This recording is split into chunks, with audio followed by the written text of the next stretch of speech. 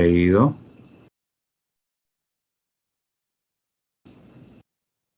Bien, bueno, entonces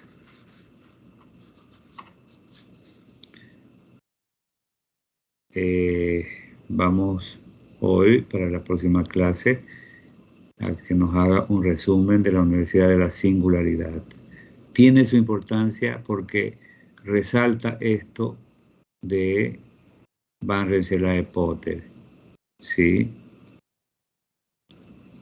Porque esos ingredientes, el conocimiento biológico y los valores humanos que destaca la bioética en su obra Un puente hacia el futuro, ¿sí?, que escribe Potter, no se respeta en esta Universidad de la Singularidad, ¿sí?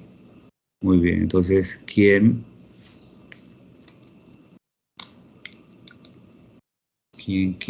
va a leer? Yo, doctor. Ya, ¿quién es? Useche. ¿Perdón? Useche, Eduardo. Ya, Eduardo, ok. Todos estos aportes son importantes, ¿verdad? Así que, Eduardo, gracias por su colaboración. Universidad Singularidad. Ok, muy bien. Siguiendo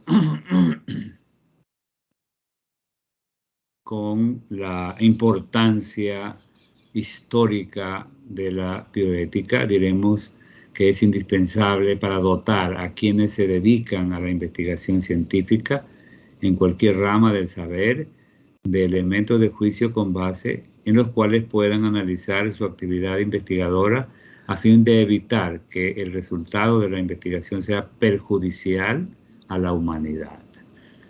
Ahí tenemos en 1932 el estudio de la sífilis, ¿sí?, en el laboratorio de Tuskegee, Alabama. ¿Sí? Genera la ruptura de confianza ética a este laboratorio de Tuskegee, Alabama, ¿verdad?, California. Los campos de concentración, ¿sí? Bueno, ahí están alineados muchos, ¿verdad?, de los que ingresaron a estos campos de concentración y fueron vilmente secuestrados prácticamente y abusados en todo sentido, ¿verdad? Sí, ahí está el estudio de la sífilis en Tuskegee, Alabama. ¿Sí? 400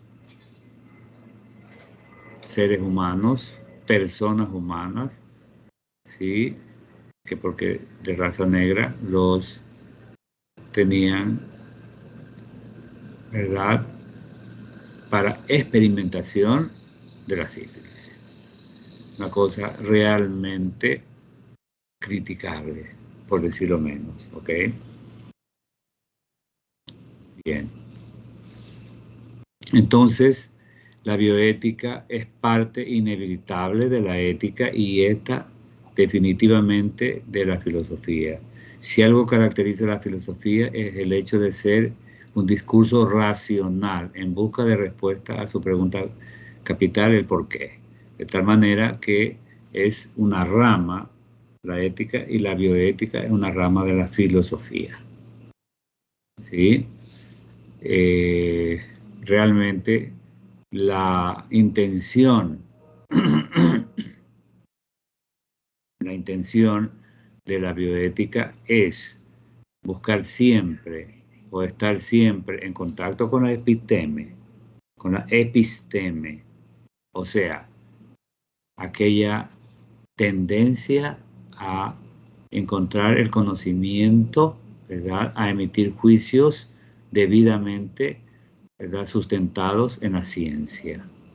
Y la doxa, en cambio, es simple y llanamente una vulgar opinión y un prejuicio, ¿sí? Por lo tanto, la doxa, ¿sí?, de uno de los grandes pensadores, ¿verdad?, ¿sí?, Aristóteles, ¿sí? Habla de la doxa, o sea, de aquellos conocimientos que no tienen un fundamento científico.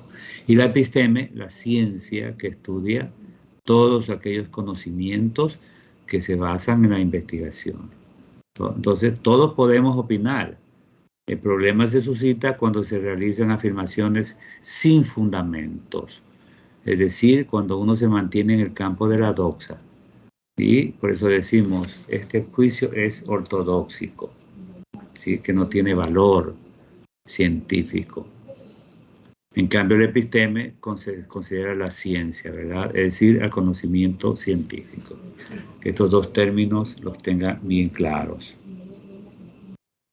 Recientemente se ha marcado el carácter transdisciplinario de la bioética.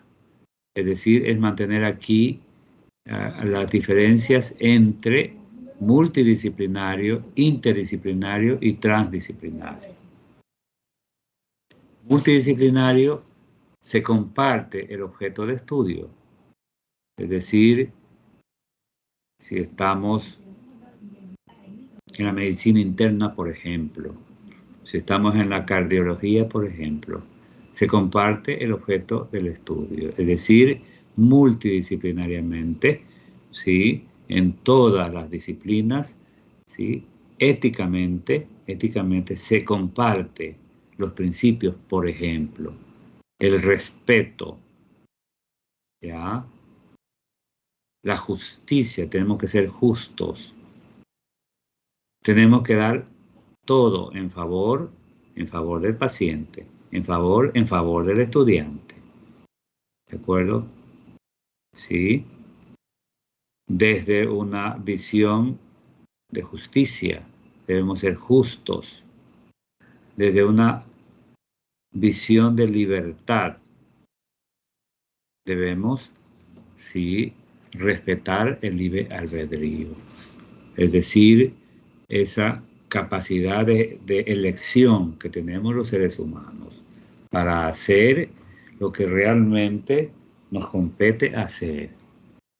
Desde una visión interdisciplinaria se comparte el objeto de estudio y se establecen vasos comunicantes, es decir, no solo multidisciplinario, es decir, compartir el objeto de estudio, sino también se establecen vasos comunicantes entre las diversas disciplinas. ¿De acuerdo? Entonces, éticamente, bioéticamente, sí, es importante, ¿verdad? Combinar todo lo que es el conocimiento fisiológico, del fisiopatológico, en el contexto clínico. Qué valor, ¿verdad? Qué importancia tiene esa intercomunicación. Qué importante es saber lo normal para poder decantar lo anormal. ¿Sí? Por ejemplo, en la semiología escuchamos los ruidos respiratorios, los ruidos cardíacos normales. Eso nos permite diferenciar con los anormales. Y ahí van los ruidos, y ahí van los soplos, y ahí van las diferentes presentaciones de ese ruido respiratorio normal, ¿verdad? Ya sea un ruido, ¿sí?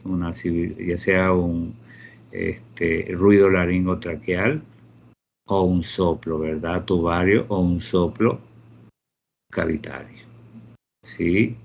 Y así por el estilo, ¿no? Bien. Y obviamente lo transdisciplinario se comparte, sí, se sigue compartiendo el objeto del estudio y el contexto. Y se construye un lenguaje común para dar cuenta del objeto de estudio. Se borran las fronteras entre las disciplinas. Por eso la importancia de, o sea, estar siempre, ¿sí? Transfiriendo el conocimiento, ¿sí? Y a veces lo hacemos, ¿verdad? El conocimiento bioético en ciertas disciplinas. Por ejemplo, el trato respetuoso al niño, ¿verdad? En pediatría, ¿sí? Sin embargo, eso no significa que lo vamos a chantajear. ¿verdad? Ni dejarnos chantajear del paciente. ¿De acuerdo? Sí, es importantísimo, ¿no? Entonces, repito, estos términos interdisciplinario, supradisciplinario y transdisciplinario. ¿Ok? Importantísimo. Bien. La interdisciplinariedad se ve claramente expresada en los comités de bioética, por ejemplo, o los comités de ética hospitalarios. Ahí hay profesionales, están integrados estos comités por profesionales de la salud, médicos, enfermeras, enfermeros, psicólogos, kinesiólogos, filósofos, abogados, sociólogos, representantes de las religiones y miembros de la comunidad, ¿sí? Y toda la importancia de los comités de bioética en la investigación científica, ¿no? Sí, a veces ahí está el producto de, por ejemplo, esas imágenes de niñitos que hemos visto en el hospital, ¿sí? Son producto de que se han irrespetado ciertos principios bioéticos y obviamente no se ha dado la correspondiente evaluación, elección. Este niñito es una pseudoanencefalia, ¿verdad? El de la foto de la izquierda, ¿sí? El de medio es un paciente con una desnutrición intrauterina, es una fase senil, ¿verdad? Sí, y obviamente el de la derecha una macro, ¿verdad? Macrooftalmía. Sí, mire la protrusión de los globos oculares. Sí, ese es un cruzón. Entonces, son patologías que se presentan por el abuso de ciertos procedimientos, de ciertos fármacos, de ciertos situaciones genéticas que deberían ser, por ejemplo, evitarse, ¿no? Evitarse. De ahí el diagnóstico, ¿verdad? Diagnóstico selectivo de todas estas patologías hace que se las eviten, que se haga la famosa prevención, ¿verdad? En fin. Bien, entonces, la bioética, en definitiva, es el uso el creativo del diálogo para formular, articular y en lo posible resolver los dilemas que plantea la investigación y la intervención sobre la vida, la salud y el medio ambiente. Ahí está la bioética, ¿verdad? Uso creativo del diálogo. ¿Sí? ¿Con qué objeto? Con el objeto de formular, de articular y en lo posible resolver los dilemas que plantean la investigación, ¿sí? Y la intervención sobre la vida, la salud y el medio ambiente. Entonces, qué importante es una investigación desde una concepción ética, desde una concepción bioética y en el área de la salud, desde una concepción de la ética médica. Ya veremos mucha información sobre ética médica, ¿no? Pero estos fundamentos son importantes que lo veamos desde ahora. Bien. ¿Se justifica esta definición? Claro que sí, porque se la concibe como una disciplina, la bioética, dialógica y por lo tanto secular y procedimental. Entonces, ideológica sí, secular sí, porque no solo es o está prevista para que la manejen solo personas de determinadas características, profesionales, seculares. No, no, no, no. Todos los seres humanos tenemos derecho a acceder a la bioética. Y obviamente es de una concepción procedimental, es decir, los procedimientos para la investigación deben ser respetados desde cualquier ángulo que se lo mire. ¿Estamos? Estamos. Entonces, se reconoce la existencia de dilemas. ¿Sí? ¿Qué es un dilema? Sofía, ¿qué es un dilema? Un conflicto. Ajá. Sí. Como un problema a debatir o a resolver. Exacto, es un problema, pero desde una concepción bioética. Entonces, en lugar de ser problema, se le dice dilema, ¿verdad? Dice, estoy en este dilema. ¿Sí? Estoy en este dilema. ¿Viajo o no viajo? Si viajo, caramba, me pierdo las clases de... Si no viajo, me pierdo un paseo que es interesante, ¿verdad? Conocer otras culturas.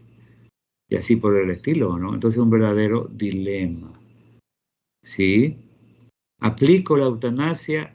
Es un dilema. ¿La aplico o no la aplico? ¿Eh?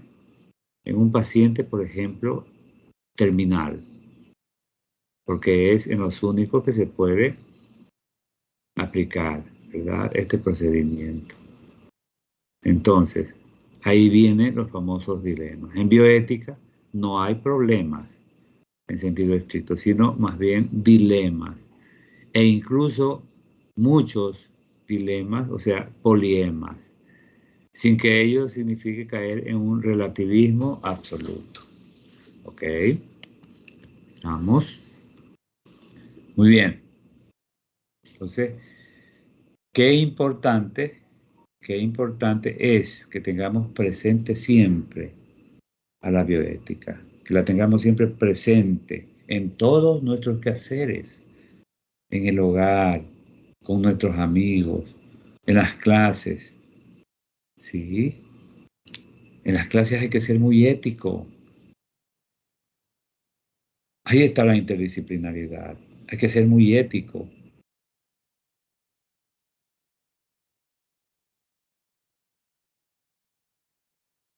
Y que me respeten.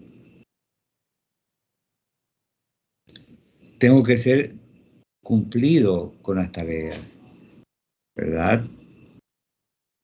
Si estoy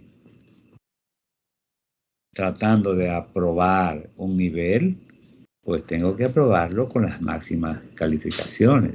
Es decir, aprovechar todos los conocimientos que se impartan. ¿Estamos? Entonces, mire usted la influencia, la incidencia, la importancia de la ética en todos estos problemas, o mejor dicho, dilemas, ¿verdad? Estoy en el dilema, ¿sí? Yo les pedí, por ejemplo, que lean, no leyeron. Yo sé que están bastante atiborrados, pero usted se va a dar cuenta, Eduardo, que leer sobre la Universidad de la Singularidad, aparte de encontrar una información súper interesante, ¿sí? Súper interesante, me permite conocer qué es lo que hacen otras universidades y que se van en contra, probablemente para su criterio, en contra de la bioética, en contra de la ética, del ethos, ¿verdad? Eso de saber qué es lo que tengo que hacer y qué es lo que tengo que evitar hacer. ¿De acuerdo? ¿Estamos? Bien.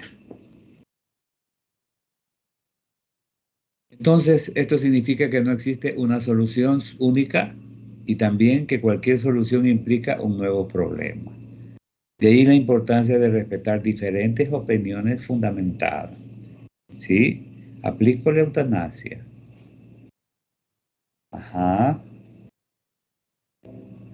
¿Qué es la eutanasia?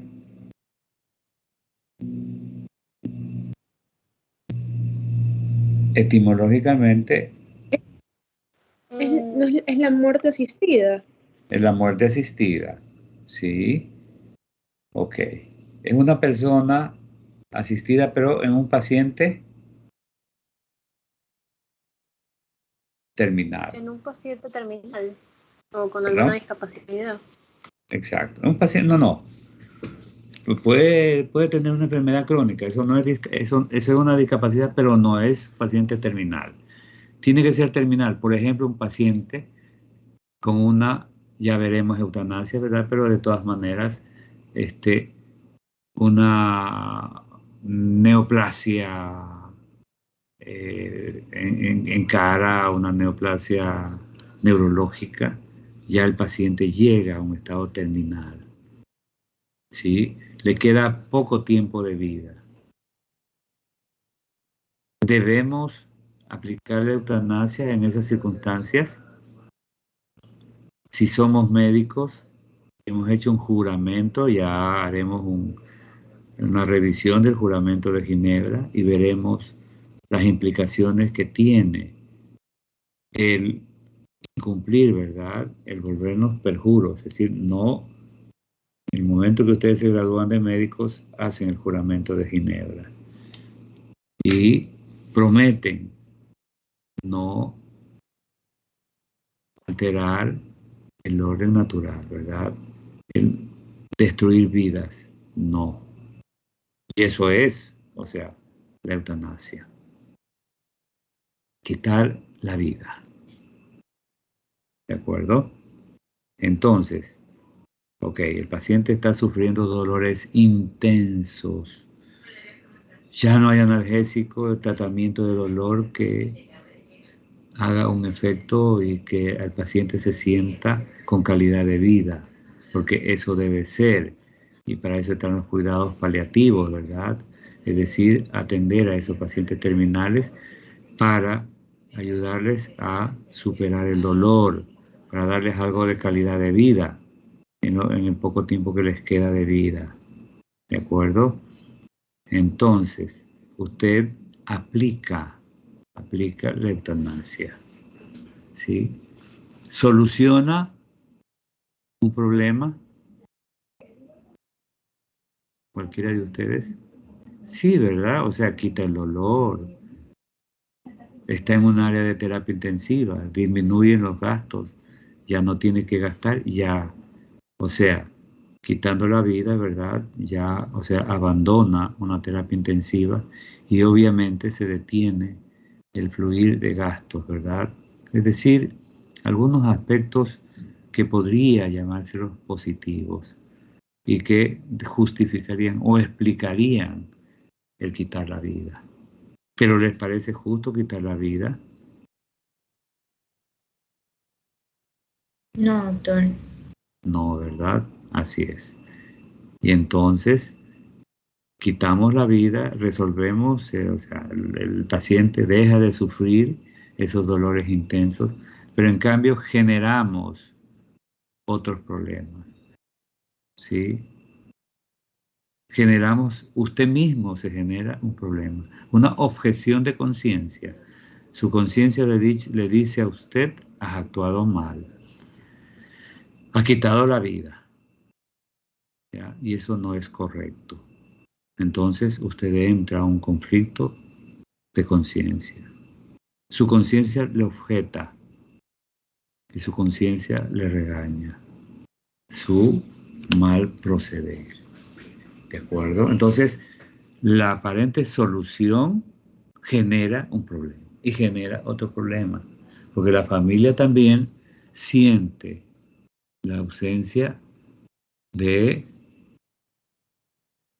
un familiar muy querido, ¿verdad? Un padre, una madre, un hermano, un hijo, sí, que está con un proceso terminal. Sin embargo, nos arrepentimos, ¿no? Yo recuerdo, estaba un niñito anencefálico ahí en Medicina 2, donde vamos a recibir las clases por ahora, ¿sí? Y en ese sitio donde yo les decía es un ¿verdad? Aislamiento, ahí estaba un paciente anencefálico. Obviamente anencefálico, difícil que sea, porque ya tenía 11 meses de vida. Entonces, anencefálico no. Tenía obviamente algún esbozo de tronco encefálico, ¿verdad? Y ahí estaban los centros vitales y podía mantenerse con vida, pero tenía problemas muy serios el niño, ¿no? Bien, entonces uno de los estudiantes, pero así, en forma impronta, le dice a la madre: señora, ¿cómo puede tener un niño así? Y la señora entró en cólera, ¿verdad? Y le dijo: sal de aquí. Y bueno, se puso sumamente, sí, es mi hijo, y yo así lo quiero a mi hijo, y doy la vida por mi hijo, ¿sí? Mire usted, mire la reacción solo por unas palabras que dijo el estudiante. Entonces, muy sutilmente hicimos que salga y obviamente le pedimos las disculpas de rigor a la señora, ¿no? Y a veces sí, o sea, no es que el estudiante quiso hacerle daño, ni mucho menos, no, o sea, fue un improntus, fue una reacción frente a todas las malformaciones que tenía el niño. Tenía el cráneo abierto, ¿sí? Usted abría y veía hasta el fondo, ¿verdad? Abría un poquito los huesos del cráneo, ¿no? Y tenía bueno, había una brida, ¿no? Y obviamente no permitió que se cierre el cráneo en la sutura sagital. Entonces por ahí se veía hasta el fondo, ¿sí? Ese cráneo, ¿ya? Y obviamente tenía agenesia ocular, tenía agenesia nasal, tenía ano imperforado, tenía una serie de alteraciones, de malformaciones congénitas. Entonces, claro, la madre decía: no, mientras viva mi hijo, yo estoy para él. Y lo voy a cuidar y lo voy a cuidar siempre. Ajá. Eso, mire usted la reacción, ¿no? Bien. Es una madre, ¿no? Es una madre, hay que comprender su posición. Muy, muy claro. Uh-huh. Bien.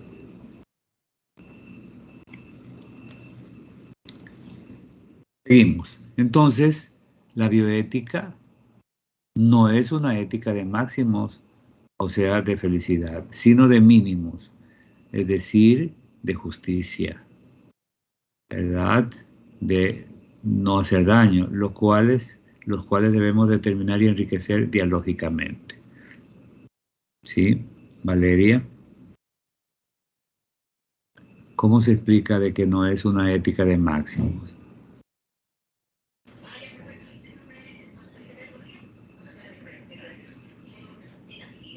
¿Se acuerda que en la clase anterior hablamos de ética de máximos y ética de mínimos?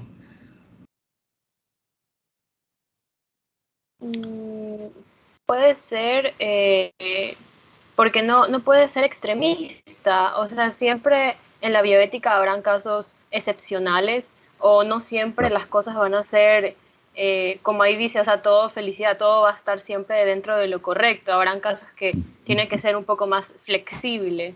Exacto. Y ser más justa. O sea, no siempre las dos partes van a ganar lo mismo, sino que la parte que puede ganar más o debería ganar más es la que va a terminar, o sea, va a terminar teniendo más beneficio. O sea, tiene que ser un trato más justo.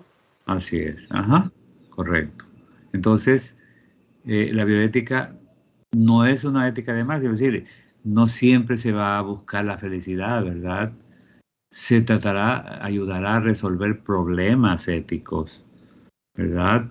Dilemas, ¿ya? Que sea justo, ¿verdad? Y que sea equitativo, ¿sí? Y que sea, ¿verdad? Para no hacer daño al paciente, es decir, una ética mínima, pero no una ética donde sea o de donde predominen los principios de beneficencia y de autonomía. ¿Se acuerdan? No, debe ser una ética, la bioética debe ser una ética de mínimos, es decir, de justicia, de equidad y de no hacer daño. ¿Estamos? Está bien, Valeria, es correcto. Ajá. Muy bien.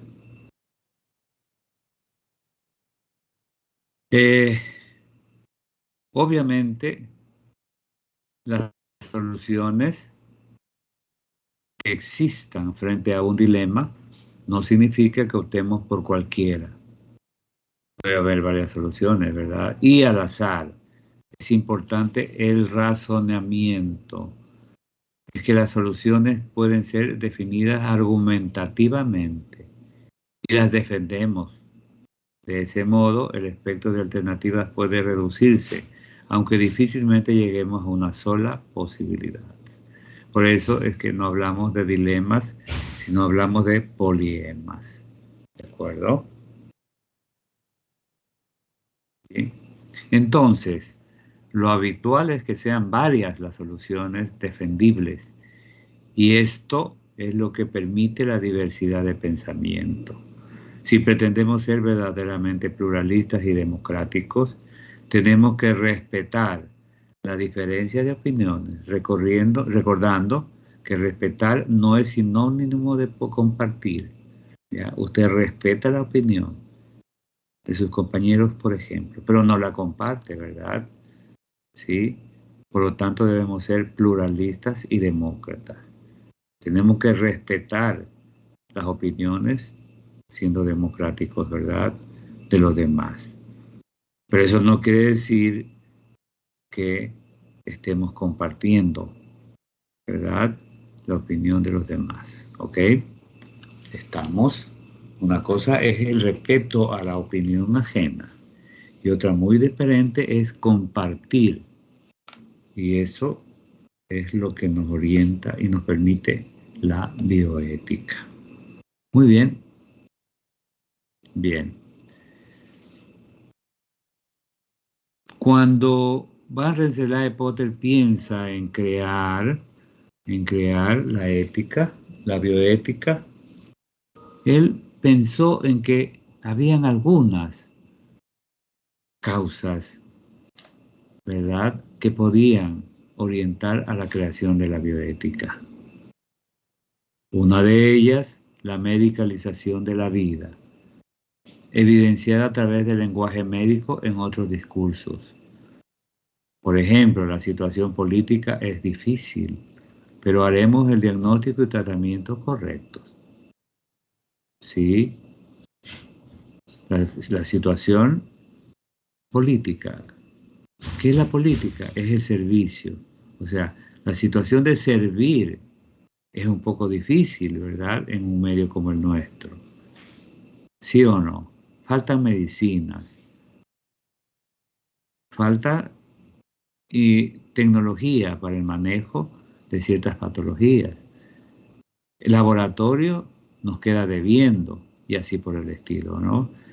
Debe tener mucho dinero para poder acceder, ¿ya? Sin embargo, se harán el diagnóstico y el tratamiento correctos, ¿verdad? Que la medicina preventiva, sí, es importantísima. Que la hacemos muy frecuente en nuestro medio, no, ¿sí? Solo con las vacunas tratamos de prevenir ciertas enfermedades infectocontagiosas. Los exámenes preocupacionales, es decir, si usted va a ejercer un trabajo, debe hacerse exámenes preocupacionales, ¿ya? Y si no está en capacidad de ejercer ese trabajo, es preferible que no lo haga, porque puede enfermarse, ¿verdad? Qué importante los exámenes prematrimoniales, ¿ya? ¿Sí? Si se hacen, ¿verdad?, exámenes prematrimoniales, muchas ocasiones esos exámenes pueden, y con la ayuda del laboratorio, se pueden prevenir muchísimas patologías genéticas, ¿ya? En fin, por ejemplo, hoy vimos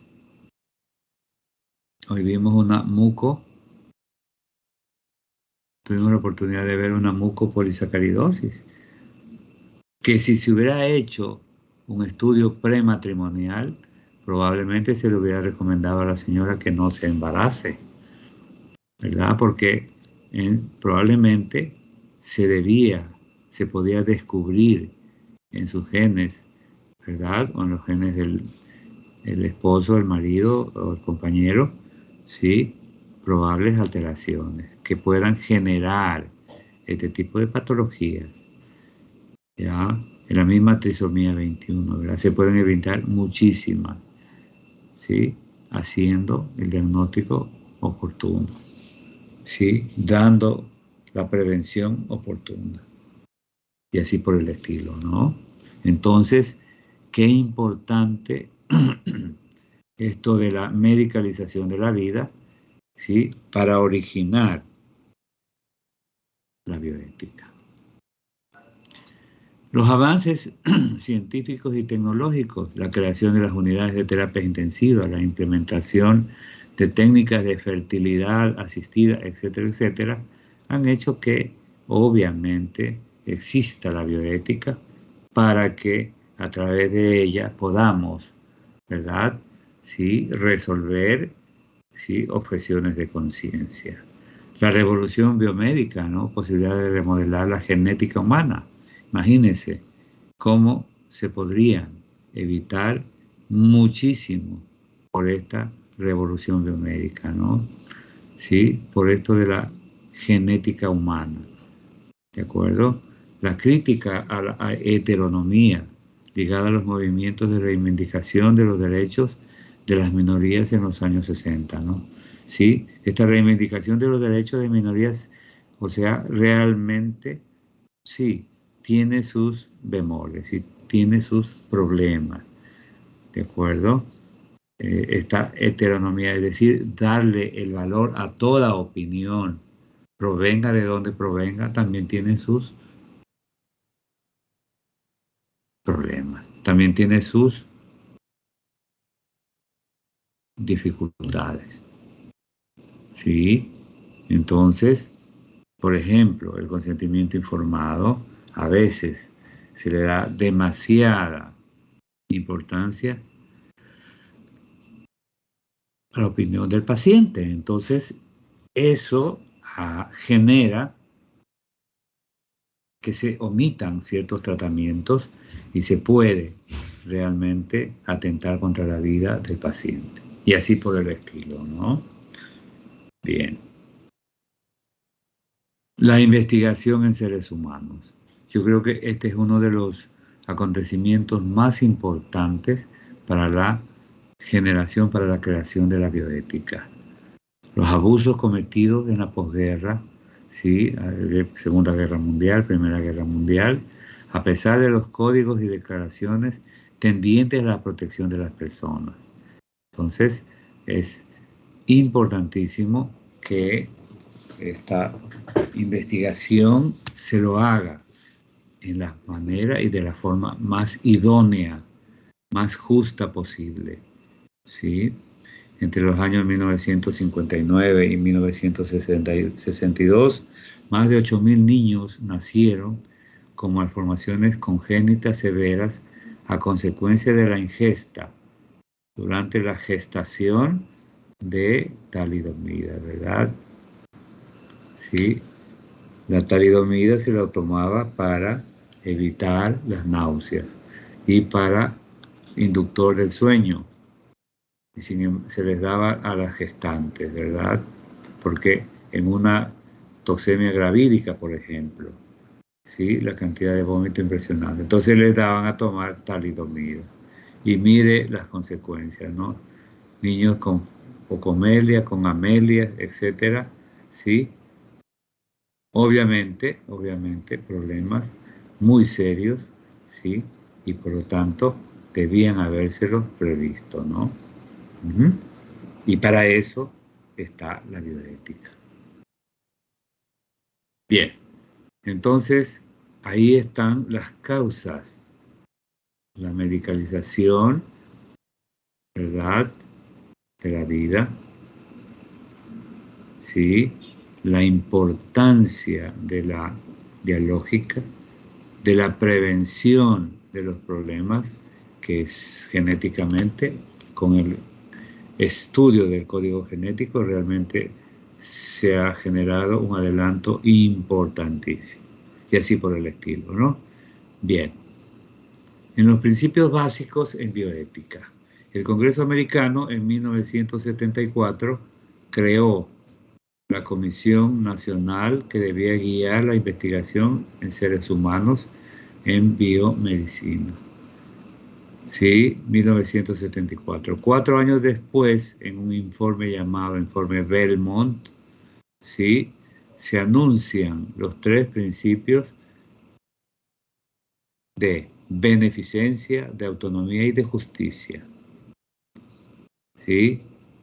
Principios básicos en la bioética.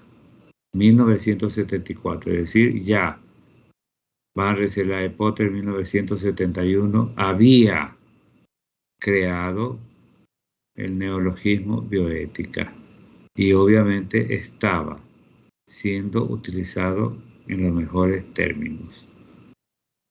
¿De acuerdo? Un año más tarde, Buchan y Childress añadieron a los principios anteriores el principio de no maleficencia. Y ahí están, así como en ética, en bioética, los 4 grandes principios que debemos respetarlos y debemos tenerlos siempre presentes. ¿Sí? Beneficencia, autonomía, justicia y no maleficencia.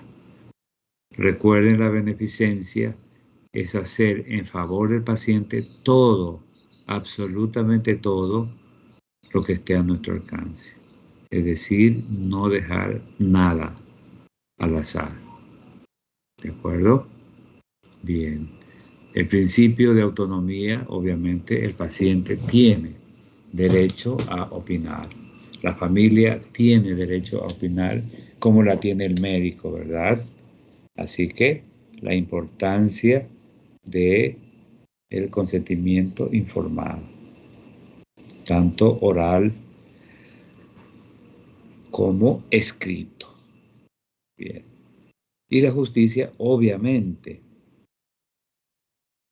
esa equidad, ¿sí? Darle a cada quien lo que le corresponde, definitivamente.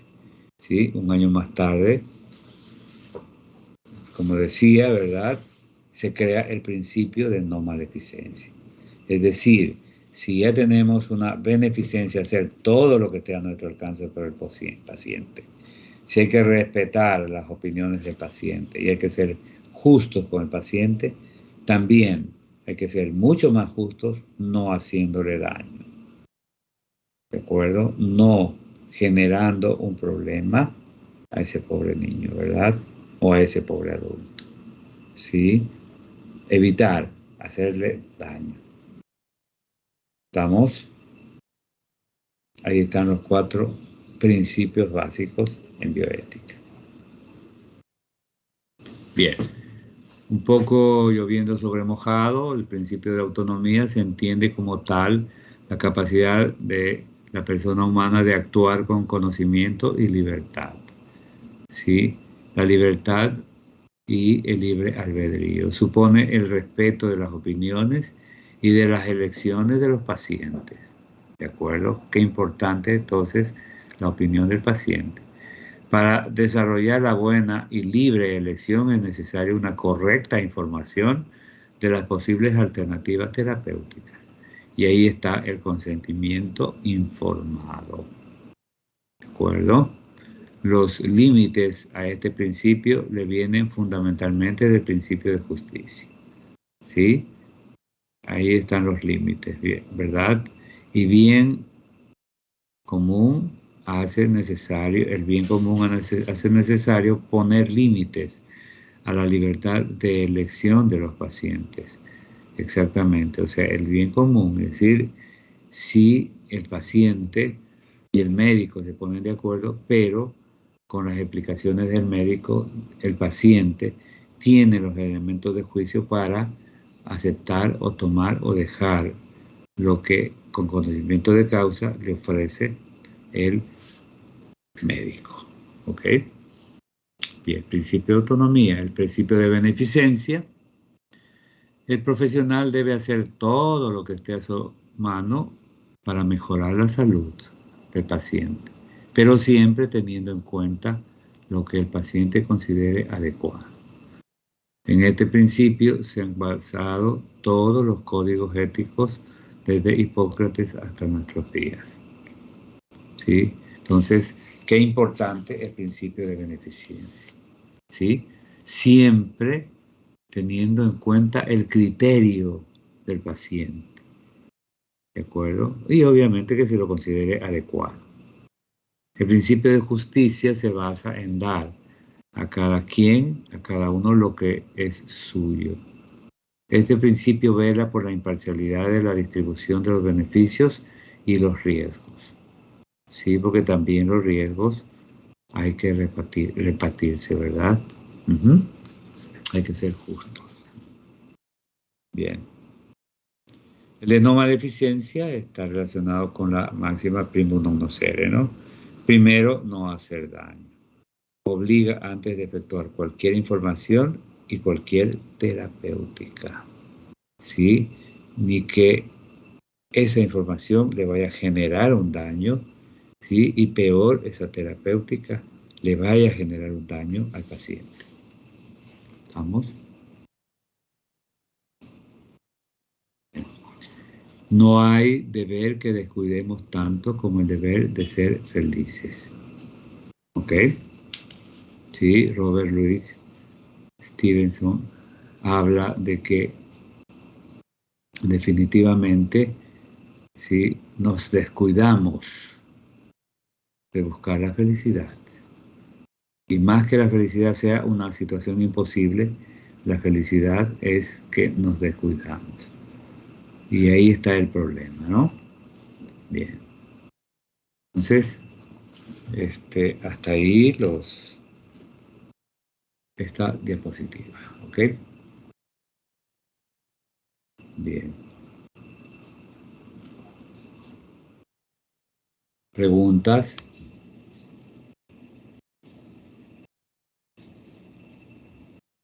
Preguntas. No, doctor. Correcto. Doctor, ya Sí. pude ingresar a la clase. Le habla María Cristina Núñez. Allá. Bien, ya vamos a la asistencia, ¿no?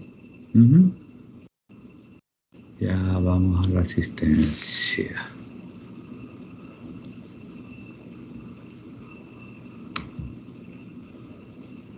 Ok.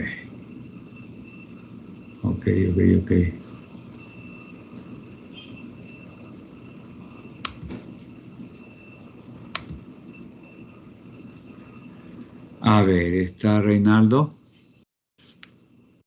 No. Ahí está Reinaldo. ¿De dónde asomaste, ah? Está Raúl Esteban.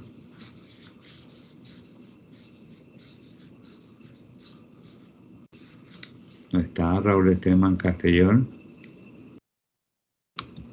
No, ok. Sofía Isabela.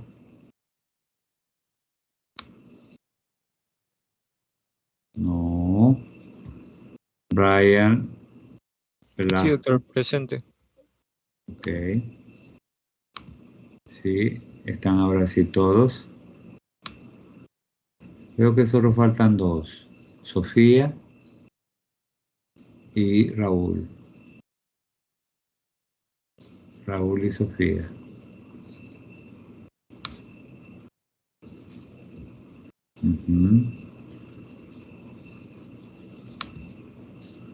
Ahí estamos. Bien. A ver, ahora sí, como se nos acerca el final del primer parcial, la pregunta del millón es si ya estamos con el tema para la tutoría.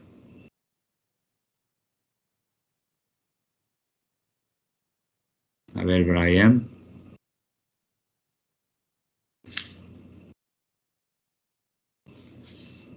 O sea, con el tema ya para, o esté listo. Claro. No, todavía no, doctor. Ya, tenemos que escoger, ¿ah? Ya tenemos que escoger. Hay muchos temas en bioética que podemos escoger, ¿verdad?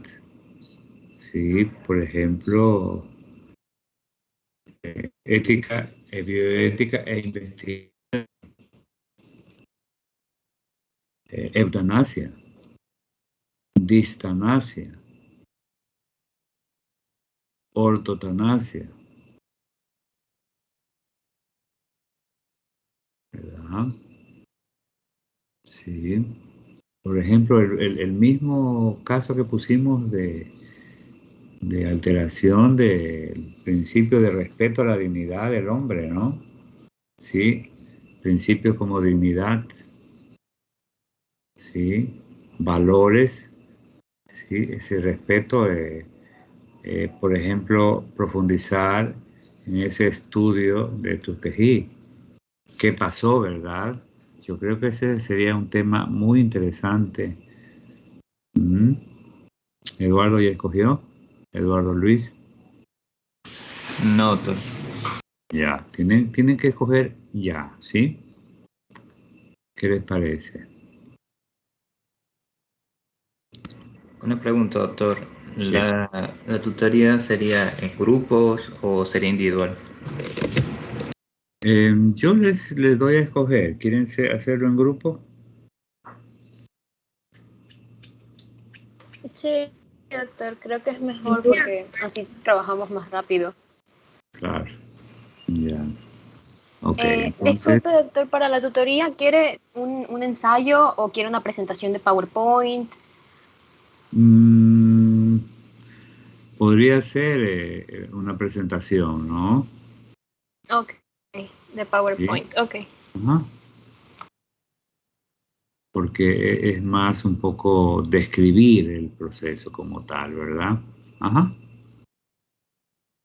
¿De acuerdo? Carla tampoco ha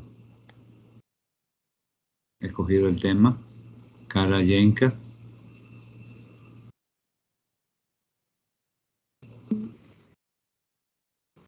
No, doctor, aún no. No, ok.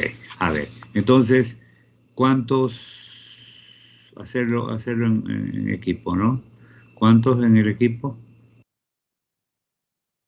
No, en total son 28, ¿no? Me parece.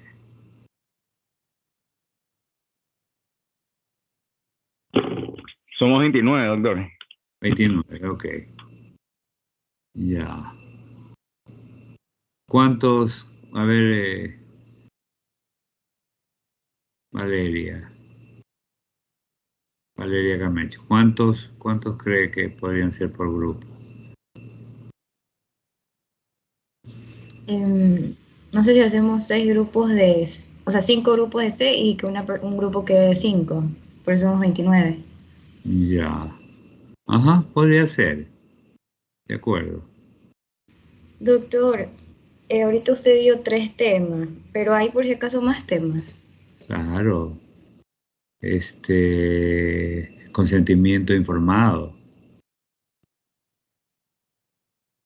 El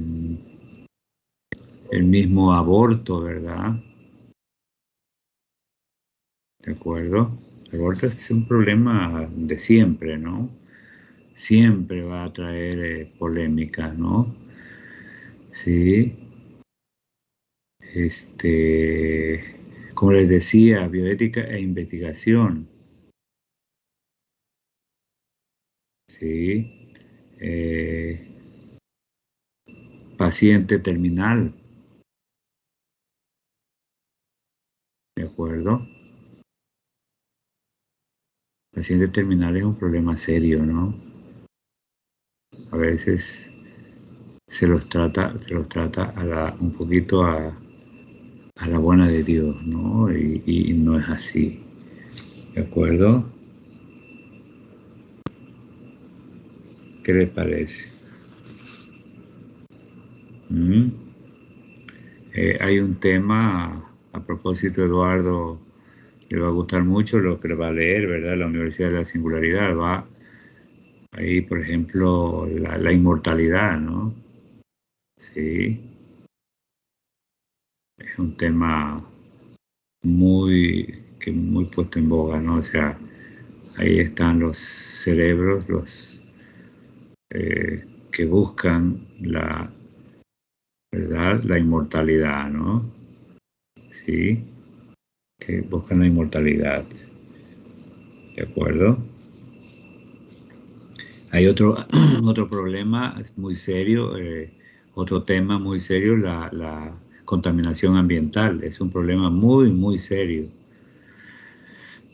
En cualquier momento eso estalla, ¿verdad? Estalla en un problema muy serio y evidentemente en contra de nuestra situación como seres humanos, ¿verdad? La población como tal crece en riesgos, ¿verdad? Crece en riesgos. Sí. Hay otro problema, Valeria, derechos humanos.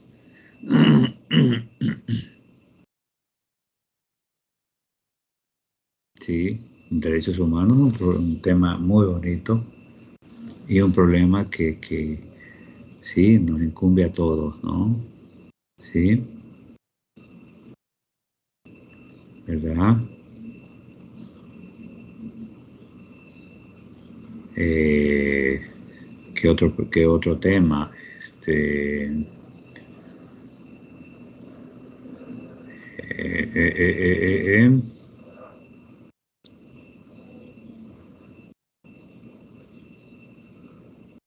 A ver.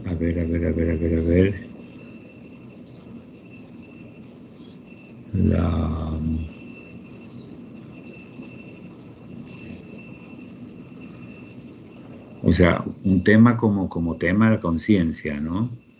Los diferentes tipos de conciencia, la importancia de la conciencia moral, de la conciencia dudosa, de la conciencia recta, de la conciencia verdadera, pero fundamentalmente de la conciencia moral, ¿no? Entonces, un poco hablar sobre la conciencia, ¿verdad?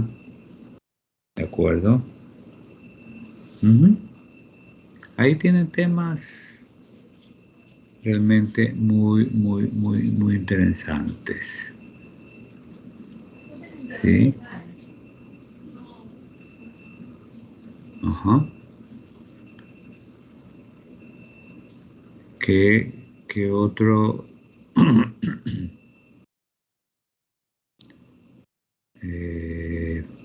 Un tema que es muy discutido y que realmente está causando serios problemas es la pobreza, ¿no? El paradigma de la pobreza, ¿no? Realmente es un problema muy serio, muy serio. Ahí tiene otro tema. Ahí tiene otro tema.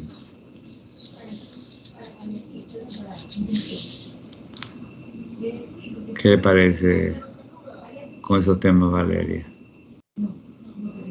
¿Están bien, doctor? Sí, doctor, ya estamos dividiéndonos. ¿Ya estamos? Dividiéndonos los temas y dividiendo los grupos para ya hacer la tutoría. Perfecto. Sí, cada uno, pero que colaboren, ¿ah? Porque a veces uno trabaja, dos trabajan, tres, el tercero te ayuda, el cuarto ayuda y el resto, nada, ¿verdad? Entonces que todos colaboren, que todos trabajen. Sí. Muy bien. Entonces, serían 6 grupos, ¿no? O 5 grupos.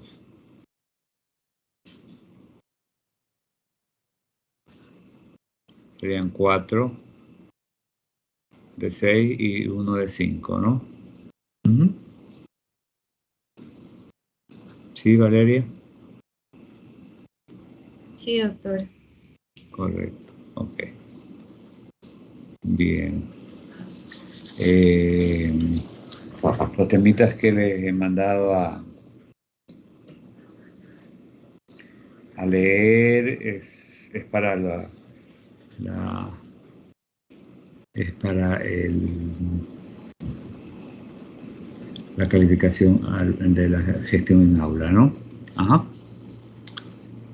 A propósito, informe Belmont, ¿no? El informe Belmont está en relación con la investigación, así que es también un tema que lo van a leer, ¿sí? Informe Belmont, para la siguiente clase, ¿no? O sea, la siguiente estaría la singularidad y la siguiente estaría informe Belmont. Kevin, ¿quieres leer Belmont?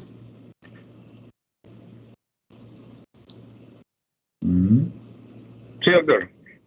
Perfecto. Informe Belmont, ¿no? Informe Belmont. Belmont. Ajá. Sí, B radial E-L-M-O-N-T. Belmont. Informe Belmont.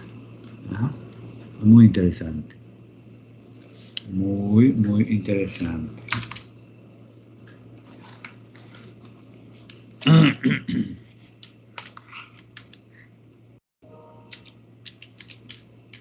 ¿Alguna otra inquietud?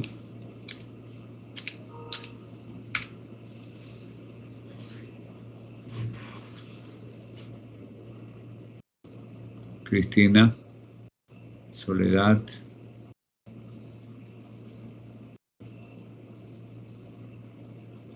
Sí, doctor. Sí, ¿alguna inquietud? No, la verdad, ahorita estamos hablando con mi grupo para coordinar bien cómo vamos a hacer las exposiciones. Ya, correcto. Entonces, por favor,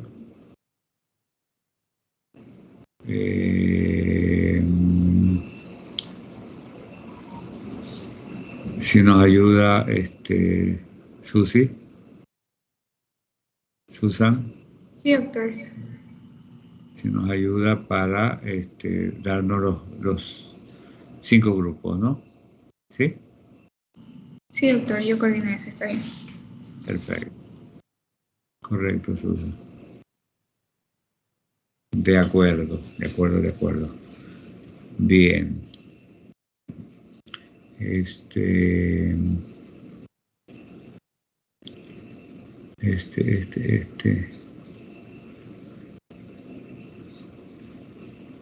Yo le paso, Susan, le paso el PowerPoint, proceso histórico de la bioética, ¿no? ¿Ah? ¿De acuerdo? Y usted a su vez lo entrega a sus compañeros. Ok, doctor. Material para la lectura para el examen. ¿Ah? Eso. Por si acaso, contaminación ambiental, acá tenemos problema, ya vamos a tener otro problema el de fin de año. ¿Sí? ¿Saben qué tiempo se deteriora, se difumina la contaminación que se produce en el fin de año?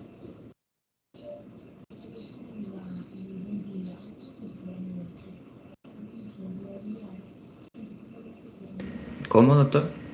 A ver, en este país, porque ya los peruanos también nos están copiando, la famosa quema de los monigotes, ¿no? ¿Sí? Que se ha hecho una tradición en este país, ¿sí o no? Sí, doctor. Usted sí lo ha vivido ya, Eduardo. O en Venezuela Sí. también queman monigotes. No, allá solo en la sierra se hace, en fin de año. Solo allá, pero aquí sí lo viví. Ya, bueno, le cuento. El difuminarse, toda esa contaminación, ¿verdad? Sí, en nuestra estratosfera, ¿verdad? Se demora, ¿sí sabe qué tiempo? ¿Cuánto, doctor? Hasta 120 años. Imagínense lo que se va acumulando, ¿no? Y por eso, tremenda contaminación, ¿no? Cada vez se va deteriorando más el calentamiento global, ¿sí? Entonces, eso lo vamos a... ética y ecología, lo vamos a ver ese tema, ¿no? Desde una concepción de ética médica, ¿no? Tenemos que médicamente preservar nuestra condición especialmente de nuestros campos pulmonares, ¿no? Entonces, ahí vamos a revisar. Es impresionante la contaminación ambiental. Es una barbaridad sin nombre. Pero, ¿qué le podemos hacer? Esa es nuestra realidad. Así es. Bien. Entonces, ¿alguna otra pregunta?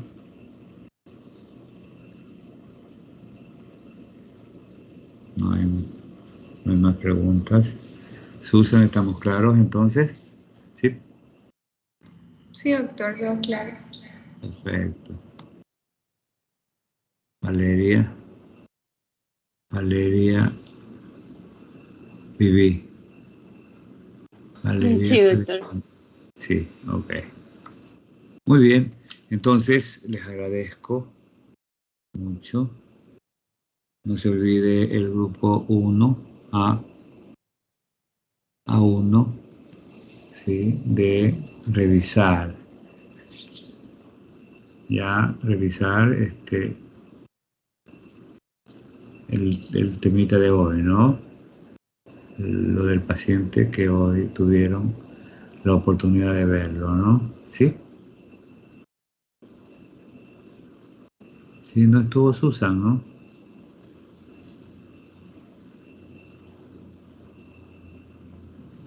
¿En dónde, doctor? Yo sí estuve. ¿Sí vio la mucoviscidosis? Sí. No molestándola. Estoy molestándola. ¿Cuál? Ah, hoy. Sí, Es que no le entendí, se entrecostó. Ajá. Hoy el pacientito que vimos en la mañana. Sí, doctor, disculpe, es cierto. ¿Pudo escuchar qué tenía el paciente? Pude escuchar, claro, sí. Y tenía roncos, crepitantes, subcrepitantes, ¿sí? Tenía de todo. Había de todo. Y los ruidos cardíacos lo que estaban era arrítmicos, pero producto de la afectación de la respiración, ¿no? Eso provocaba una discreta alteración del ritmo cardíaco, ¿no? Pero se llama arritmia cardíaca respiratoria, así que no es anormal, sobre todo en ese tipo de niños, ¿no? Ajá. Pero estaba repleto de secreciones, ¿sí? Y fue incluso el señor de terapia, fue a conversar con la mamá para ver qué hora subía a hacer el broncoaspiración, ¿no? Lo iba a aspirar. Ajá. Mire usted. Caso muy, muy importante para, Sí, bien interesante, doctor. Gracias. para que no, por favor, si ahí es donde ustedes deben sacarle provecho al máximo, ¿no? ¿Sí? Sobre todo el cuadro clínico, ¿no? Ya el resto, el manejo terapéutico, eso ya es, bueno, se lo mencionará, pero básicamente es el cuadro clínico, o sea, la parte nosológica. ¿Sí? Carla Yenka no estuvo, ¿no? No, doctor, yo tengo que ir mañana. ¿Ande? Tengo que ir mañana, no soy del grupo. Usted es del grupo 2, claro. Tiene razón. Sí, pero mañana. Aquí en Sí, el grupo 2 vimos, ¿se acuerda que vimos una niña con tetralogía de Fallot? Ajá, sí. Y se le escuchaban claritos los soplos en Así cualquier es. foco. En cualquier foco, así es. Ajá. Sí, o los históricos, ¿no? Grado 5. Ajá. grado 5. Así que hay, en fin, hay de todo, ¿no? Hay de todo, de todo. Pobrecitos los niños, pero son los que sufren y padecen. Pero bueno, hay que sacarle el máximo de provecho a todas estas situaciones, ¿no? De las clases presenciales. La presencialidad realmente se nota, ¿no? Se nota la diferencia. Se nota una diferencia astronómica, ¿no? Ajá. Ahora sí, o sea, mire que lo escuchamos en los ruidos respiratorios, los escuchamos en simulación. Y ahora en el paciente en vivo y en directo, ¿no? ¿Sí? ¿Eran similares o no a los que escucharon en simulación? Los roncos. La respiración ruda, en definitiva. ¿Le pareció Kevin igual? ¿Sí o no, Susan? Sí, doctor. Sí. Sí, lo escuchó. Sí terminó escuchando. ¿En cuál paciente, doctor? ¿En cuál paciente? O sea, del hospital. No lo viste, recién ingresó a... Es un pacientito que reingresa, ¿no? Con frecuencia tiene una mucopolisacaridosis, ¿no? Así que mañana lo vas a ver, Ajá. Y bueno, hoy lo vieron y realmente, Susan, sí le pareció a los ruidos que escuchó en simulación. Sí, doctor. Por eso es que le dije que me asusté, porque yo pensé que solamente se lo oía en simulación. Pero Solo sí. en simulación, no. En vivo y en directo. Es que no pensé que íbamos a encontrar un caso así. Pero usted dice que se encuentra en la mayoría ahí. Sí. Niñitos con bronquitis aguda, también encontramos esas respiraciones rudas que son, pero rompe tímpanos, ¿no? Ajá. Sí, un poco desesperante escuchar, ¿no? Ajá. A uno lo pone tenso, ¿no? Pero es hasta coger ritmo. De ahí ya pasan desapercibidos. Ajá. Así es. Listo. Bueno, seguimos en este proceso de meternos a la pediatría, ¿no? Yo creo que sí estamos entrando. Uh-huh. Hay que hacer un poquito más de esfuerzo. Siempre les voy a pedir más esfuerzo. Ajá. Ya, hasta que terminen con su ciclo. Muy bien, les agradezco su atención. Sí, ya le paso a Susan el PowerPoint. Y por favor los grupos, sí, ya que estén formados, ¿no? Y empezar incluso ya con el tema, ¿no? A escoger el tema. Ajá. Si por si acaso hay una repetición de tema, no hay problema, ¿no? Porque pueden darle diferente enfoque, ¿no? ¿De acuerdo? Eso. Bien. Reitero, mil gracias y buen provecho. Porque ya se van a quedar en su casa. Ya no tienen clase de aquí, ¿no? Sino más tarde. Tenemos todo el día clases, doctor. Ah, todo el día. ¿Ahorita tienen clase? Sí, ahora tenemos clases. Uy, Dios mío. Bueno. La sección de cardio es el que día le más conté. pesado. Uy, cardio. Terror. Bueno, paciencia. Paciencia que van a superar la crisis. Ajá. Listo.